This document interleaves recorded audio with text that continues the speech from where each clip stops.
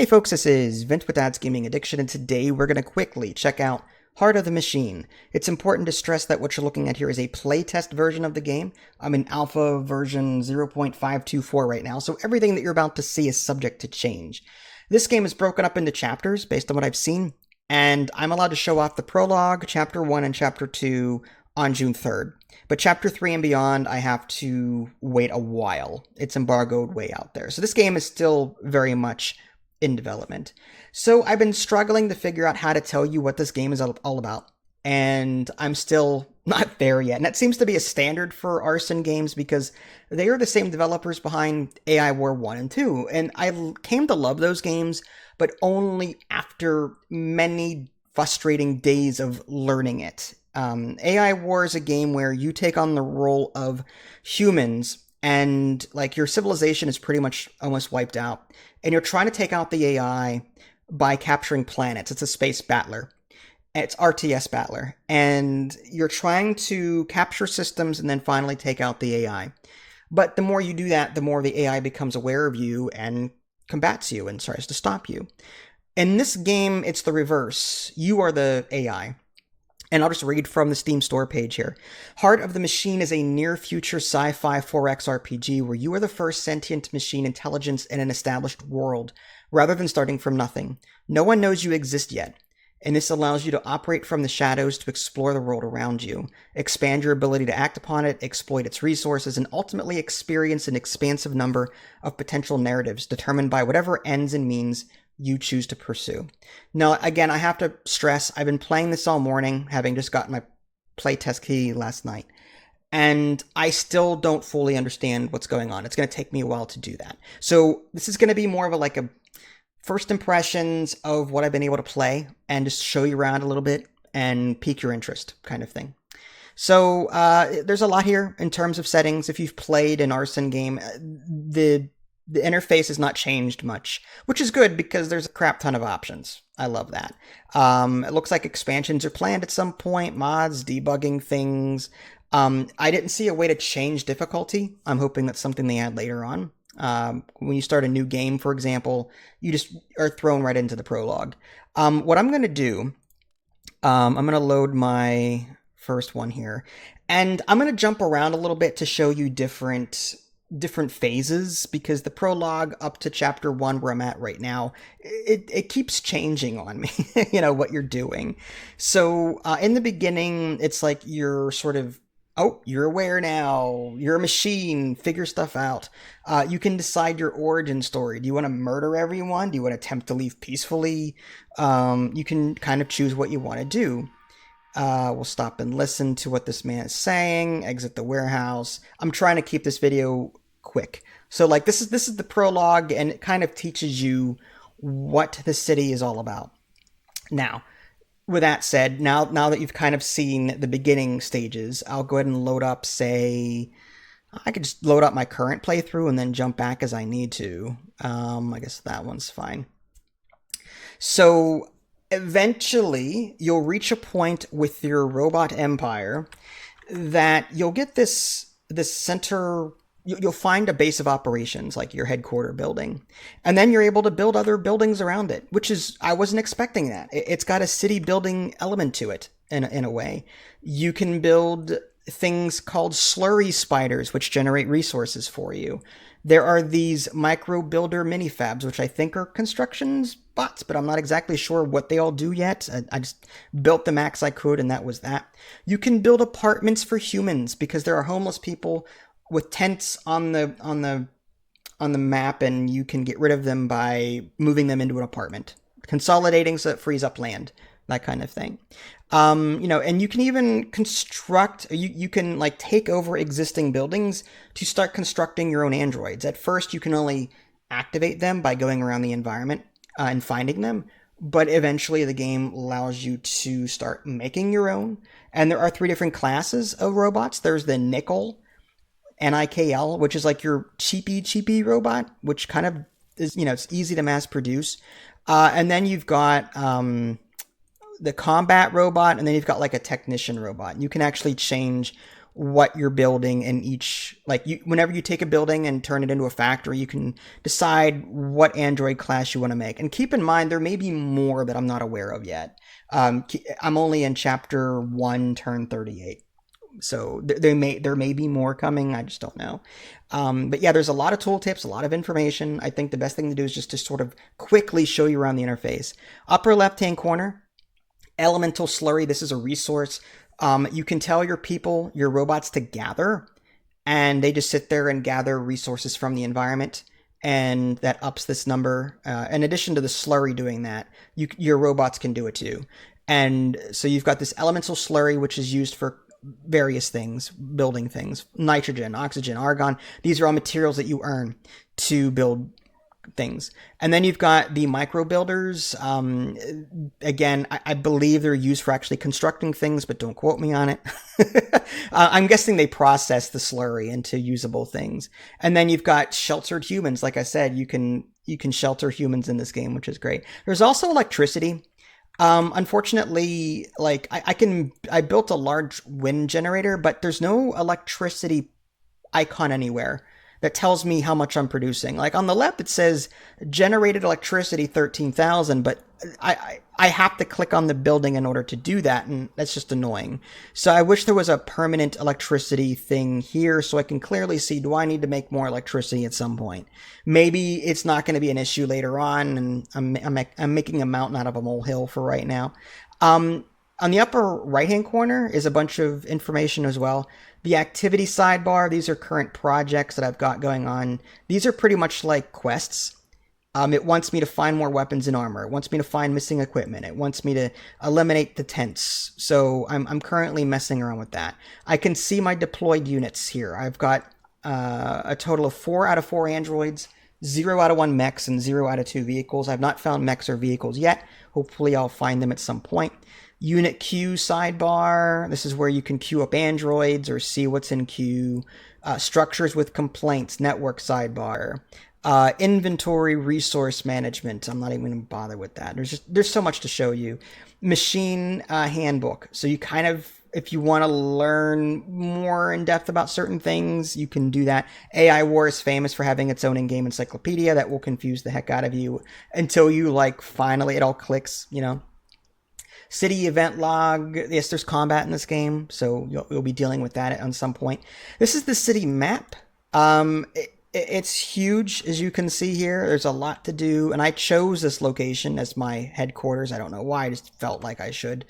So yeah, I mean, you're going to go around this map looking for things to do, completing objectives and the like, but ultimately there's your power grid here, and you're going to be constructing things around it. I'm just going to assume at some point I'll get more of these, but I don't know. I haven't gotten there. That's gonna be the word of the day. I haven't gotten there yet, or the phrase of the day. So yeah, that's a quick look at the upper right hand corner there. I didn't see a way to adjust difficulty. Unfortunately, I'm hoping that's something that they add later on. But there's other things. There's cheats. So like in my playtest, you know, maybe they activated cheats for me, but I don't know if that's going to be a thing for the retail version. I'm assuming they're going to have difficulty and all that later on. So as far as like how this all plays out, it's turn-based. So on the bottom right, chapter 1, turn 38. I can click on a robot. And on the bottom right, there's 2 numbers. There's mental energy. It says 9 right now. And then there's AP 3. Now, keep in mind, I'm not 100% sure about this, but I'm pretty sure mental energy is like your global action point pool. Whenever you do something with a robot, it spends one of each, a mental energy and an action point. So that means that, like, I could spend 3 with this guy, 3 with this guy, 3 with this guy, but then this guy up here can't do anything. Even though he's got 3 AP on his own robot, the global 9 is now gone, so he can't do anything. So that also opens up the door. There are abilities that you can do down here. There's a recharge, for example. It sort of takes away, I think, it takes away a mental energy so that particular robot can go again with another personal AP. So it's a way of, I guess, transferring mental energy into action point. If that makes any sense. If another robot is not going to be used at all, you can kind of use his extra stuff to give to him, if that makes any sense. So yeah, you're going to get these robots, and again, they each do different things. They have different stats, and you're going to go around the environment completing objectives, completing the narrative. And the way to do that, typically, there's a street sense button. This will reveal things on the map that you can interact with. So part of my objective is missing weapons and equipment. Well, I'm looking for my... do I have a combat bot available? An Android? I do, this one. So let's see if I can turn on Street Sense. We'll go to... okay, this one here. Corporals are the lowest ranking non-coms in the military. They don't live in the city, but are allowed a modest amount of leave while there. So I guess I'll interact with them. And now I've got a dialogue choice. I can grab implanted clearance and I guess it does something. A security clearance is something I could use. Or I can pin them and take it. You can see the checks here associated with that. So I will hit this 91%. Looks like I succeeded. I got the clearance. And now this corporal is confused. It's a new unit in the area and it is confused. Here's the thing. I could now attack it. And the way attacking works is if you hover your mouse over the enemy that you're going to shoot or attack, you can see how much percent damage you're going to do to it. And what that does, that anything over 100% will kill it. So pretty much after you're done attacking it, it's going to have, I think, 51% left over. Like, that's how much life it's going to have left over. Incoming damage is 56%. So what I think I'm going to do is I'm going to retreat back here. Just use my action points and come back here. And see what this person does. Now, he did attack me, but I'm just going to hang out. With these other guys, I'm going to wait for him to come to me. So I'm just going to have them gather materials. If I hit gather, this will just gather resources from the environment. There's also a take cover, a recharge. There are some other abilities that are only useful in certain parts of the narrative, like the investigate. I had to find my base. Or no, I had to find a particular resource. That was it. And I had to use that investigate. And I got to investigate all throughout the city to try and find out where it was. But I've used up all of my action points and stuff. I'll hit OK. And now the next turn is happening. On the upper right, it says 1 enemy attack planned. It looks like he's planning to attack the human apartment building here. So I guess I have no choice but to initiate combat. 49% damage, 0% incoming damage because he's focused on this building. So there's 2 ways to do this. If you're out of range, like you can see there's this blue circle here.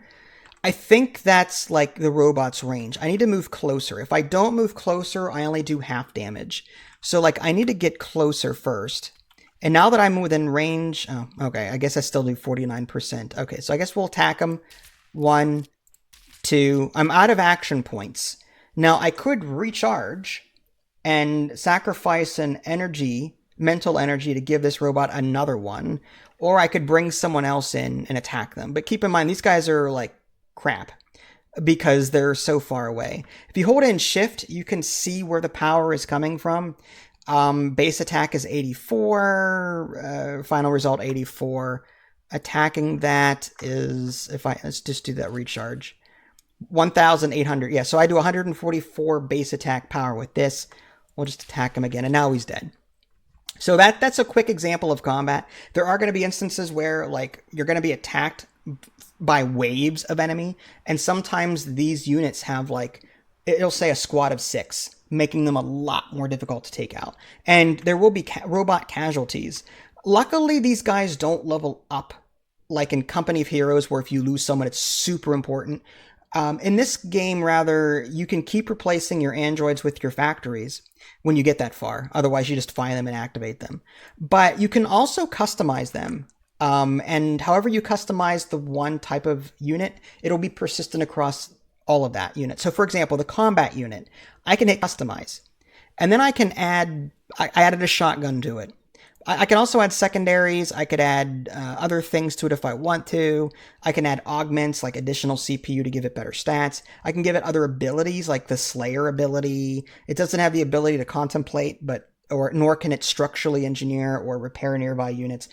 It's just it can only do certain things because it's a combat robot or android.